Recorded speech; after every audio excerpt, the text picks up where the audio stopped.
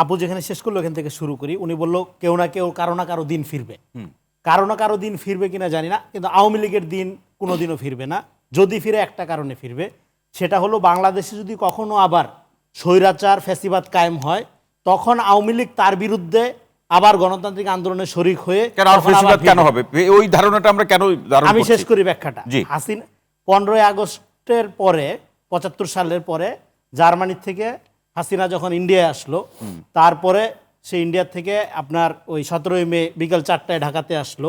জি, তারপরে সে এসে কিন্তু রাজনীতিতে, এবং তাকে বিপুল লোক সব মানে স্বাগত জানাইছে, ব্যাপারটা এরকম না, লক্ষ লক্ষ লোক ছিল, বড় সংগঠন।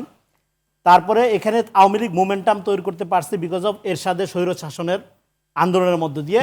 সেই জোয়ারের মধ্যে আওয়ামী লীগ কিন্তু পুনর্বাসিত হয়েছে।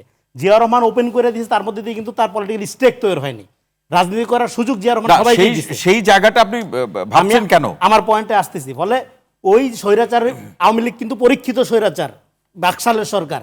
শেখ মুজিব হত্যাকাণ্ড খুবই দুঃখজনক ঘটনা, পারিবারিক হত্যাকাণ্ড দুঃখজনক ঘটনা, কিন্তু মানুষ মিষ্টি খাইছে, ট্যাঙ্কের উপর উঠে নাচছে, এগুলো সত্য।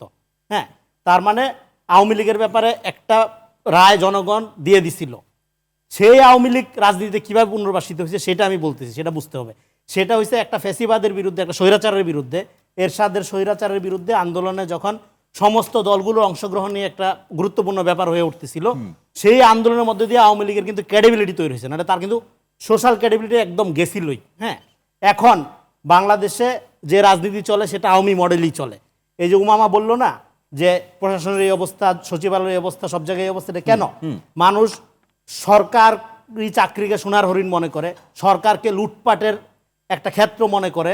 এটার কারণটা কি? হাসিনা সরকারকে বা এই পুরা সমাজ ব্যবস্থার মধ্যে লোভকে উস্কে দিয়ে শাসন করার একটা পদ্ধতি আবিষ্কার করছে। এই পর্যায়ে শেষ করতে হবে। ফলে আমি ফিরছি, শেষ করলে আমি ফিরছি। জি বলুন। তার ফলে এই যে লোভকে উস্কে দেওয়ার একটা সংস্কৃতি, তার মধ্যে ফ্যাসিবাদের এমন একটা সামাজিকরণ হয়েছে, সেই জন্য আওয়ামী লীগকে আপনার প্রপারলি ডিল করতে হবে। আওয়ামী লীগকে প্রপারলি ডিল করার পদ্ধতিটা কি হবে?